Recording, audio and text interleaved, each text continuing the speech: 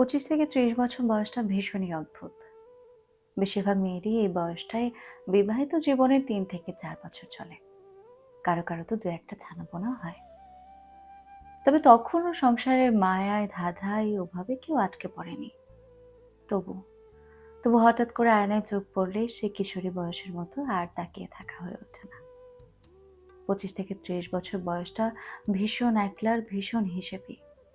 এই বয়সটায় চাইলেই সে 18-এর তরুণীর মতো চোখ ভর্তি কাজল নিয়ে বৃষ্টি ভেজা হয়ে ওঠে না। লোকে সেটাকে ন্যাকামো বলে। আবার চাইলেই সংসারের বিভিন্ন সিদ্ধান্তের 40 বছর বয়সের মতো মধ্যমণি হয়ে ওঠা যায় না। লোকে সেটাকে জ্যাঠামো বলে। 25 থেকে 30 বছর এই বয়সটা ভীষণ অভিমানী। হঠাৎ করে মনে হয় সেই উথাল পাথাল প্রেমটা আর কোথাও নেই।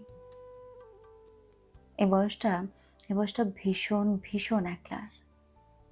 হঠাৎ করে মনে হয় একটু একটু করে বড় হয়ে উঠছি।